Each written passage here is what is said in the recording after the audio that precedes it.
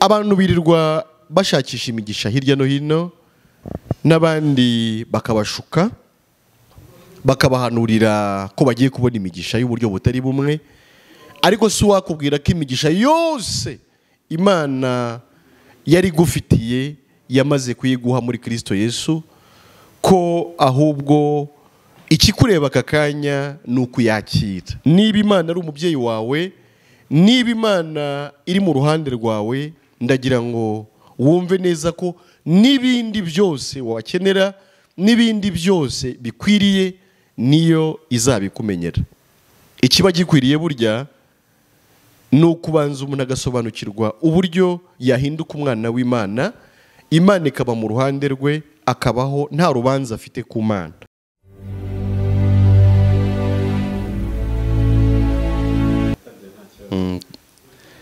Turabasuhuje bakunzi b'ibiganiro byacu, mwe mukunda ibiganiro by'ubutumwa bwiza tunyuza ku muyoboro wa YouTube twise Ijuru Ntirikorerwa TV. Turabasuhuje, turanabashimira cyane ko mudukunda mukaba mudukurikira, ariko kandi turizera ko kudukurikira kwanyu nanone kwababereye umugisha kandi kuzakomeza kubabera umugisha. Turasaba Imana kugira ngo ibyo mwumva k'uyu muyoboro wa YouTube bibahindurire ubuzima, bibaremere ubuzima bushya mw'ino si y'ibibazo byinshi, mw'ino si y'amakuba menshi n'intambara, muhabe mutekanye mubikesha ijambo ry'ubutumwa bwiza. Ngewe uvuga ni Emile Nshimiyimana, nkaba ndi umwana w'Imana mbikesha kwizera Yesu Kristo, nk'uko ibyanditswe bivuga mu butumwa bwiza nk'uko bwanditswe na Yohana mu gice cya mbere umurongo wa 12, ngo icyakora bamwemeye bose bakizera izina rye yabahaye ubushobozi bwo kuba abana b'Imana.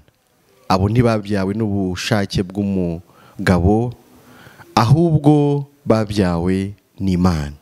Nanjye nduwo rero nabyawe n'Imana yera, Imana umuremyi w'isi n'ijuru, bityo nanjye mpinduka uwera kuko ndi umwana w'Imana.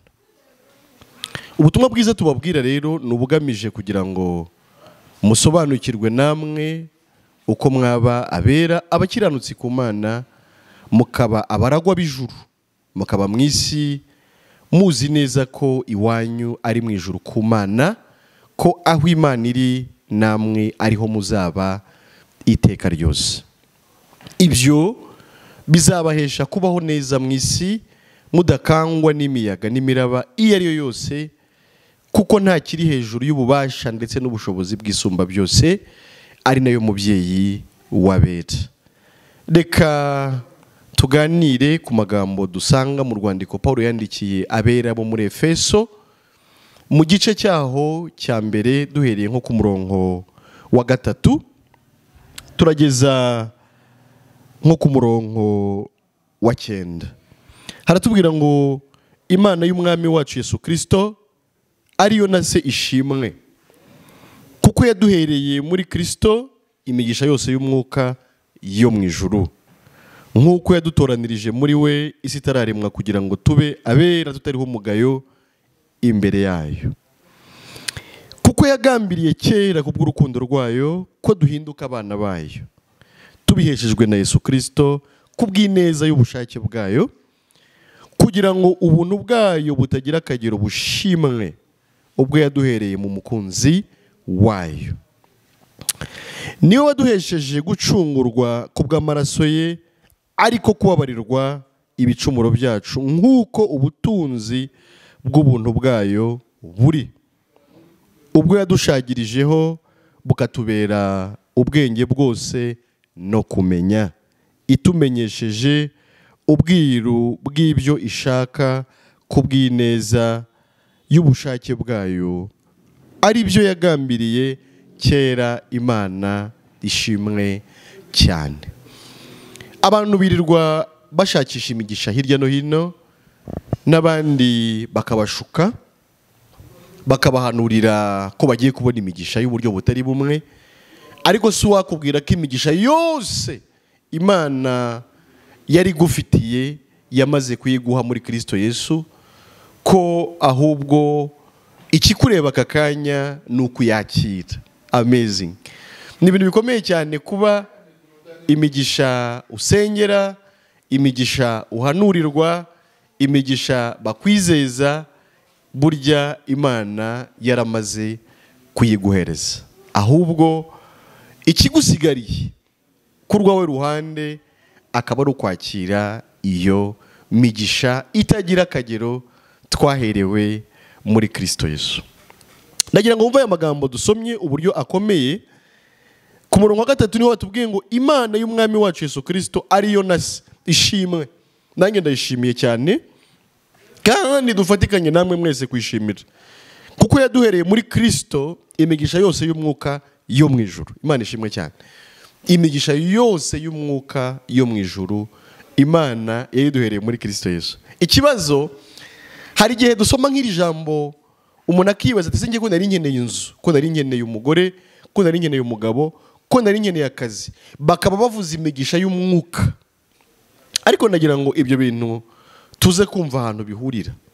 Ese ubundi kijambo ritubwira ko iyamuduhaye burya yamuduhanye n'ibindi byose, bivuze iki? Bivuze ngo Imana kuduha Kristo kugira ngo atugire abere, abakiranutsi, abantu batagira umugayo, nk'uko turi kubisoma mwano magambo, arega burya yari duhaye n'ibindi byose. Tugomba kubyumva neza mu rwego rw'ubumana. Niba Imana ari umubyeyi wanjye, niba Imana ari umubyeyi wawe, niba Imana iri mu ruhande rwawe, ndagira ngo wumve neza ko n'ibindi byose wakenera, n'ibindi byose bikwiriye, niyo izabikumenyera. Ikiba gikwiriye burya ni ukubanza umuntu agasobanukirwa uburyo yahinduka umwana w'Imana, Imana ikaba mu ruhande rwe, akabaho nta rubanza afite ku Mana. Naho se ibindi bwo si bitoya, ibindi ni bitoya. Niyo mpamvu rero batubwiye ngo imigisha y'umwuka y'ahantu ho mu ijuru twayiherewe muri Kristo Yesu, nuko icyari gikomeye ari ubwo buzima bw'umwuka buva ku Mana twari dukwiye kubanza kwakira. Ibindi biroroshye. Ivuko rya mwuka, umuntu akaba umwana w'Imana, akaba ikiremwa gishyashya, akaba umuntu Imana yishimira. Umurongo wa 4 aravuga ngo nk'uko yadutoranirije muri we isi itararemwa kugira ngo tube abera tutariho umugayo imbere yayo. Bwana Yesu asifiwe. Nk'uko yadutoranirije muri we isi itararemwa, haleluya, kugira ngo tube abera tutariho umugayo imbere yayo. Wigeze utekereza icyo kintu? Ko wabaho uri uwera udafite umugayo imbere y'Imana? Wigeze ubitekereza? Imana yadutoranirije muri Kristo isi itari yaremwa kugira ngo tube abera tutariho umugayo imbere yayo. Icyo gihatse byose rero, nicyo navugaga, icyo gihatse byose, kuba uwera, blameless, utariho umugayo imbere yayo, ni ikintu gikomeye cyane. Ibyo nibyo Imana ngo dutoranirije kera isi itari yaremwe, kizagira ubwoko ikunda bagera butagira umugayo imbere yayo. Imana ishimwe cyane. Ibyo rero nibyo yadukoreye muri Kristo Yesu. Yarangije kubikora, ntabwo izabikora. Dusomye hejuru aho aya magambo atangirira ku murongo wa 1 tutasomye, baravuga ngo Pawulo wagizwe intumwa ya Kristo Yesu nk'uko Imana yabishatse, ndabandikiye mwebwe abera bari muri Efeso bizera Kristo Yesu. Abera bari muri Efeso bizera Kristo Yesu. Imana ishimwe cyane. Murumva ko ibanga ryo kuba uwera ni ukwizera Yesu Kristo, kandi ndabizi ko nawe wavuga kumwizera, ariko niba utari uwera ntago wigeze wizera Yesu Kristo, kuko uwizeye Kristo wese ahinduka uwera, umukiranutsi, umuntu Imana itabaraho icyaha. Ubu rero kandi abagiye mu bwishingizi bw'Imana. Mu buryo bwo mwisi dukunda ubwishingizi. Habaho n'ubwishingizi bwitwa tout risque, hahandi icyangiritse cyose cyishyurwa n'ubwishingizi. Tekereza kujya mu bwishingizi bw'Imana, tekereza kujya mu bantu Imana ubwayo yishingiye ikavuga ngo aba ni abera banjye, nta mugayo ubariho. Ubyumva ute se? None se kujya utumvamo n'ibyo bindi? Arega ikibazo nuko abantu babanzi bitakwiye kubanzwa. Mubanze mushake ubwami bw'Imana no gukiranuka kwayo, ibindi byose muzabyongererwa. Bivuze ko iyo umuntu amaze kwakira ubwami bw'Imana, amaze kwinjira mu bwami bw'Imana ndetse ahindutse umukiranutsi, ariko gukiranuka kw'Imana ariko yakiriye, uwo rero abaye umuntu wishingiwe n'Imana, umenyerwa buri kimwe cyose n'Imana, urinzwe n'Imana, ufite byose mu Mana, umuntu udateraganwa n'imiyaga ndetse n'imiraba y'uburyo butari bumwe. Uwo ntakangwa n'ubukode, ntakangwa n'uburwayi, ntakangwa n'imyambaro, ntakangwa n'igikundiro mu bantu kubera ko aba afite igikundiro ku Mana, ntakangwa n'akazi, ntakangwa n'ikindi kintu icyo ari cyo cyose, kubera ko nta kiri hanze y'ububasha bw'Imana, nta cy'Imana idashoboye. Byose ibasha kubikora kubw'umwana wayo. Burya ngo yatanga ingabo nyinshi zigapfa kubw'ishyanga ryayo, kubw'ubwoko bwayo butavumika. Murabyibuka ibya Baraki na Baramu, abo bameze batyo rero batavumika, abakiranutsi b'Imana, bera b'Imana, ni abanyamugisha ku Mana, ni abantu batangaje cyane, ni abantu buzuyemo n'imigisha yose iva ku Mana. Les gens immortels, abantu bahawe kubaho iteka ryose mu Mana. Simvuze iyi mibiri yacu tuzamburwa, kandi birakwiye ko tunayamburwa kugira ngo noneho twinjire mu bwiza nyakuri twateguriwe muri Kristo Yesu. Bavuze rero ku murongo wa 5 ngo kuko yagambiriye kera kubw'urukundo rwayo ko duhinduka abana bayo tubiheshejwe na Yesu Kristo kubw'ineza y'ubushake bwayo. Imana ishimwe cyane. Yagambiriye kubw'urukundo rwayo ko duhinduka abana bayo kubw'ineza y'ubushake bwayo. Imana ishimwe cyane. Ni ibintu Imana yagambiriye kuva kera ko duhinduka abana bayo. Biratangaje. Mu buryo bw'isi hariho abantu tuzi bavugwa ko bafite amafaranga menshi, abitwa ba Elon Musk n'abandi nkawe, abantu bakomeye. Burya reka mvuge ko iyo uri umwana w'umuntu ukomeye no mu buryo busanzwe, nawe ukomerera mu izina ry'umubyeyi wawe. Ariko se kuba umwana w'Imana, ariko uretse ko mujye mubivuga ku magambo ngo turi abana b'Imana, ubundi nyine wabaye we wumva ibintu bitahinduka.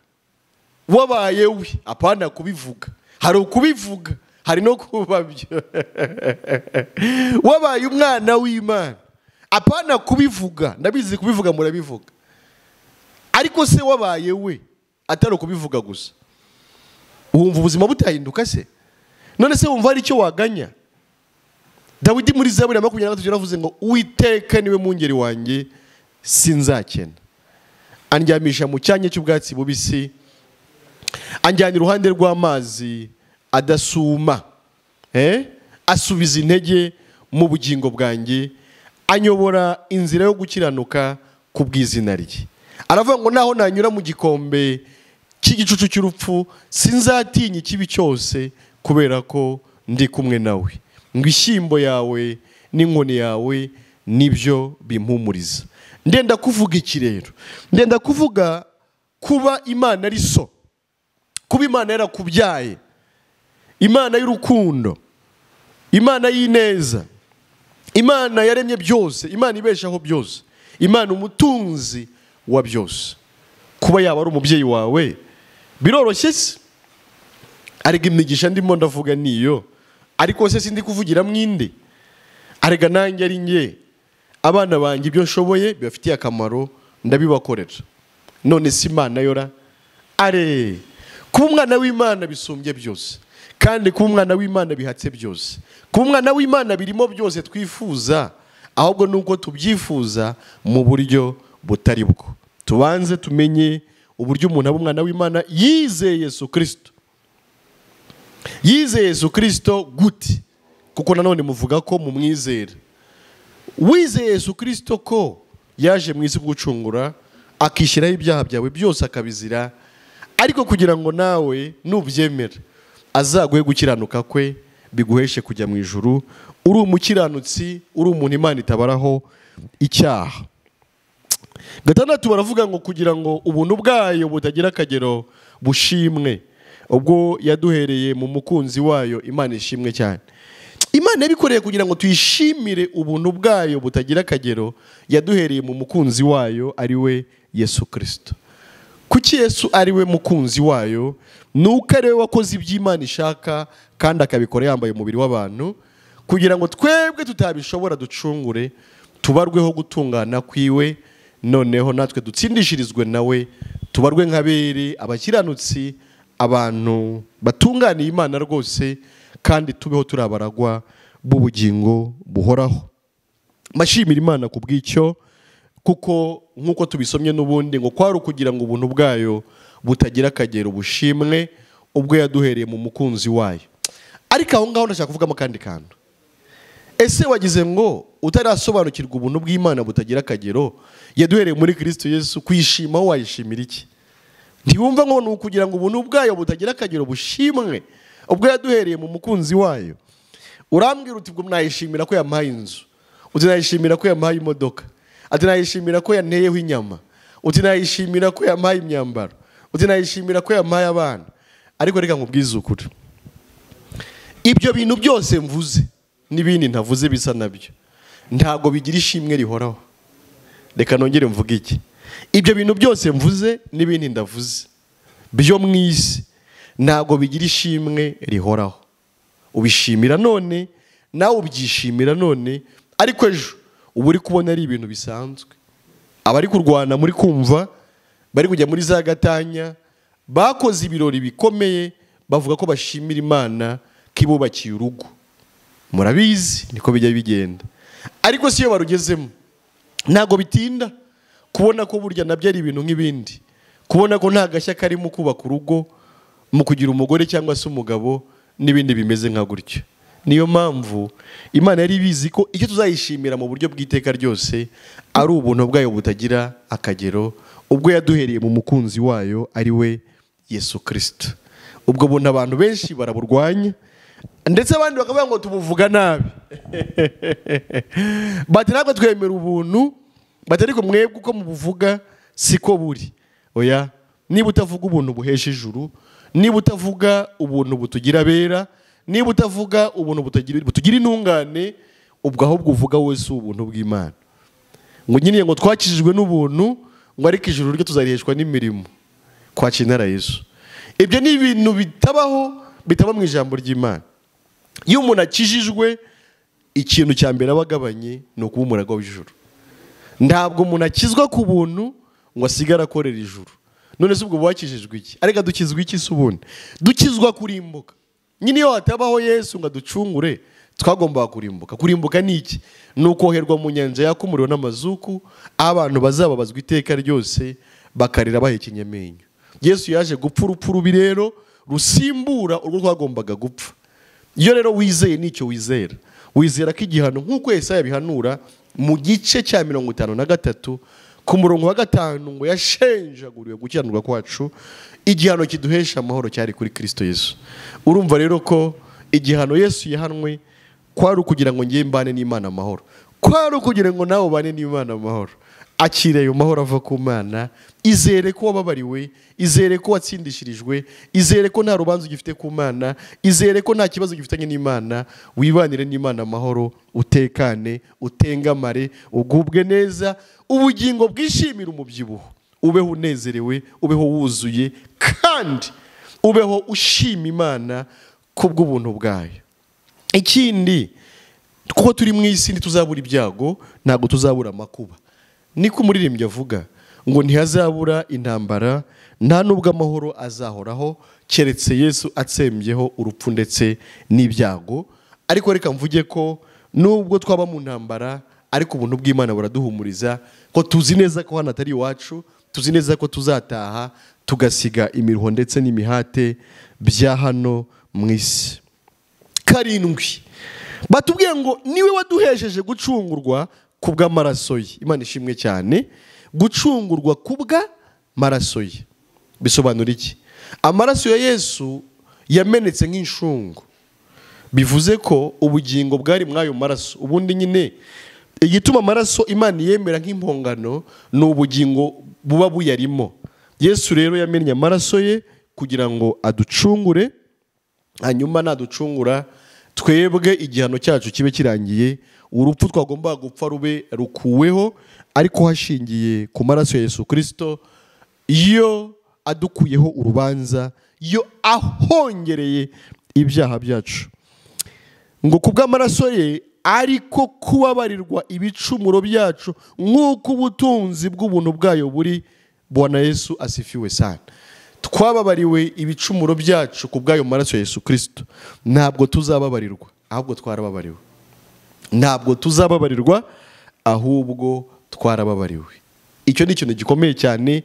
Hari umuntu wumva tukivuga ngo se ntitwakwikorera ibyaha kubera ko twizeye ko twababariwe.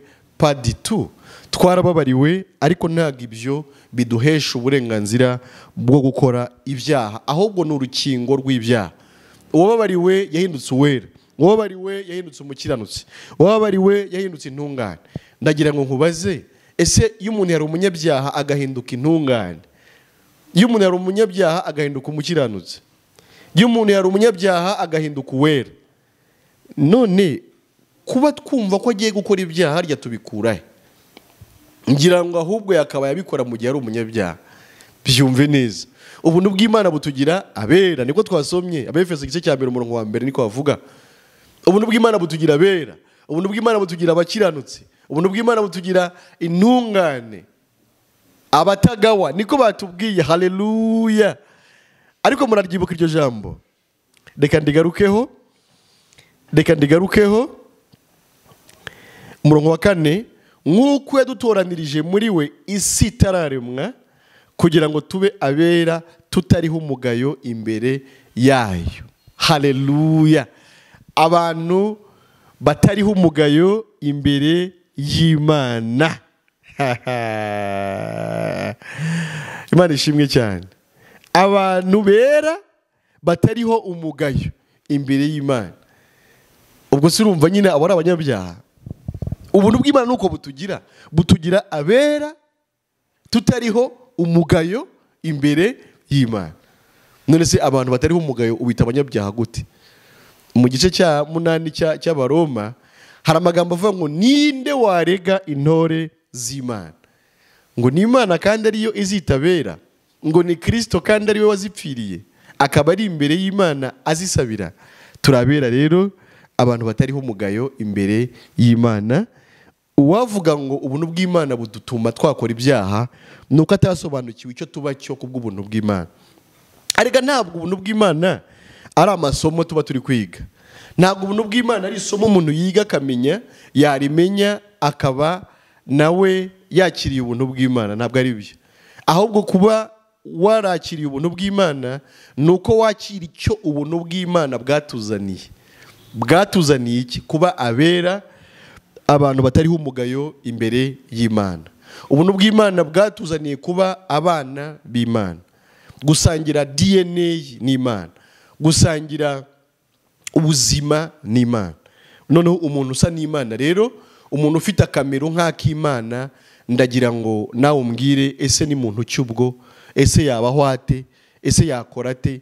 Nabyo ni ibintu biteye ubwoba abantu batajya bamenya, ariko ni nabwo bwira bukomeye cyane, ni nawo mugisha uruta iyindi migisha yose. Twivugiraga rero gucungurwa kubw'amaraso ya Kristo, ariko kubabarirwa ibicumuro byacu nk'uko ubutunzi bw'ubuntu bwayo buri. Yuvuze ngo naracunguwe rero, otremandi wagombye kuvuga ngo nababariwe ibyaha byanjye byose kubw'amaraso ya Yesu. Gucungurwa inshungu, umuntu ugucungura ni ugusimbura mu Kinyarwanda, sibyo? Umucunguzi. Ugucungura ni ugusimbura. Bivuze iki rero? Bivuze ngo niba nagombaga gupfa, nimbona umucunguzi arapfa ngendokoke, sibyo se? Nibyo da. Ikindi, ushobora no kunshungura muri task runaka, mu kazi runaka nagombaga gukora, hanyuma ukakankorera, ariko n'ubundi ngahembwa. Amazing. Yesu rero yaraducunguye akoresheje amaraso ye, mu yandi magambo amaraso ye yaje ameneka kugira ngo ngiye wagombaga gupfa ubugingo bwanjye bukarimbuka burundu, simbe ngipfuye urwo rupfu rubi. Amaraso ya Yesu ahongerera ibyaha byanjye, ankiranure n'Imana, mbe uwera, umuntu Imana itabaraho icyaha. Ni ikintu gikomeye cyane rero. Nuvuga ngo naracunguwe, jya uvuga ngo narababariwe. Nuvuga ngo naracunguwe, jya uvuga ngo ndi uwera. Nuvuga ngo naracunguwe, jya uvuga ngo ndi umukiranutsi. Nuvuga ngo naracunguwe, jya uvuga ngo nta cyaha Imana imbaraho. Nuvuga ngo naracunguwe, jya uvuga ngo mfite uwanyishingiye kuri buri kimwe cyose. Ibyo nari kubazwa niwe byabajijwe, nge ntacyo nkibazwa. Narababariwe, nemewe n'Imana, ndi umwana wayo kandi mu buryo bw'iteka ryose. Ubwo buntu rero ngo nibwo yadushagirijeho bukatubera ubwenge bwose no kumenya. Imana ishimwe cyane. Niba ukeneye ubwenge, niba ukeneye ubwenge bwose, haleluya. Verse 8 umurongo wa 8 ni umurongo wuzuye ibitangaza. Ngo ubwo yadusagirijeho bukatubera ubwenge bwose no kumenya. Haleluya.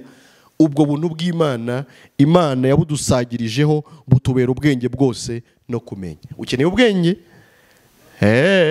Nubwo buntu bw'Imana buzana ubwenge. Kugira ngo ubuntu bwayo ubwo yadushagirijeho butubera ubwenge bwose buva ku Mana no kumenya. Ubwo buntu nibwo butubera ubwenge buva ku Mana no kumenya.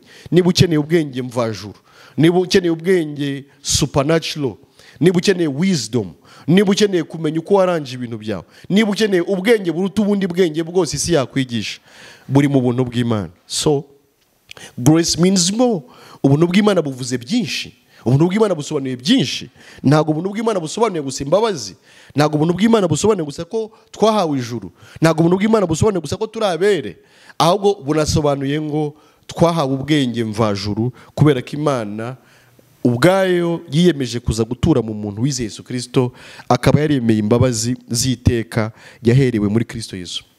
Ubwo buntu rero Imana yabudushagirijeho butubera ubwenge bwose. Ubwenge bwose, subiramo ngo ubwenge bwose, ubwenge bwose. Ubuntu bw'Imana bwatubereye ubwenge bwose ndetse no kumenya. Imana ishimwe cyane.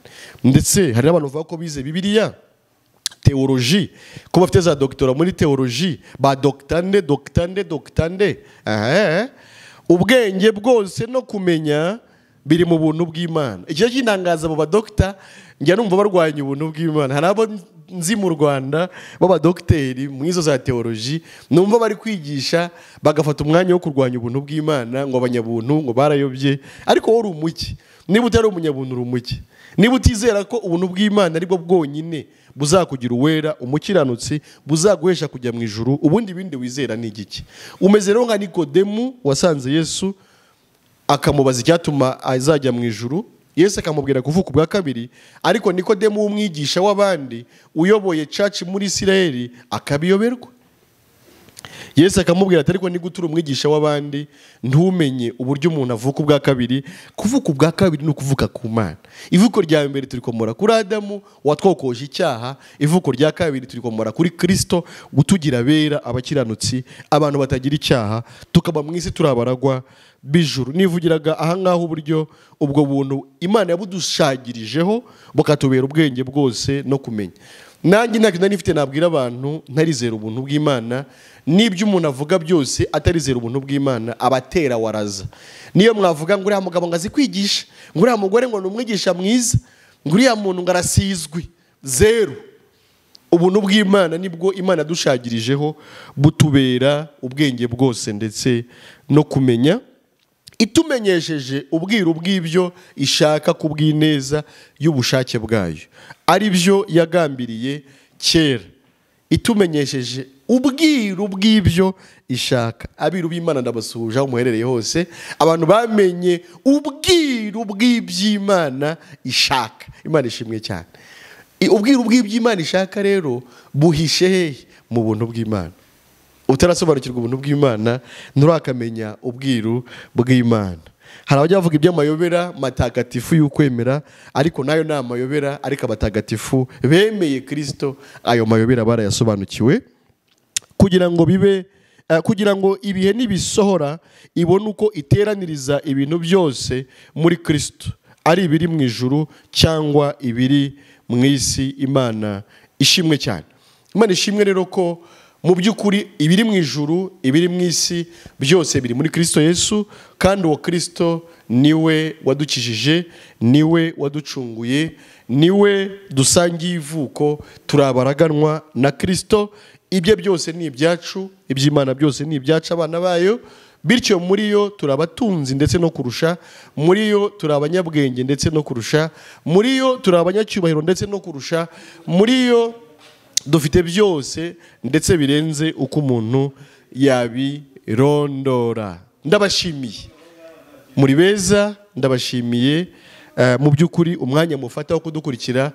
Fata n'akanya bakatwandikira kugira ngo tubashyire kuri WhatsApp group. Muamurushijeho kugira neza, kuko bituma tumenya uko dukomeza kubakurikirana, tugakomeza kubasangiza ibiganiro, byaba ari byanyuze kuri radio, byaba ari byo dukoramo ubu buryo, n'ibindi byose dukorera no ku rubuga. Mu by'ukuri bituma tubona amahirwe yo kubabwira n'ibindi byinshi tuzi ko mukeneye kumenya. Niba ushaka kujya kuri WhatsApp group rero, nyandikira kuri 0784 4257. Iyo nimero iba kuri WhatsApp. Nyandikira kugira ngo tugushyireho, hanyuma ukomeze usangire n'abandi bera iyo migisha ndenga kamere, imigisha tudafite uko twavuga, itagira akagero, twaronkeye muri Kristo Yesu. Imigisha Imana itanga iruta cyane uko twayivuga nuko twayisaba, ibe kubera bayo none n'iteka ryose. Amen.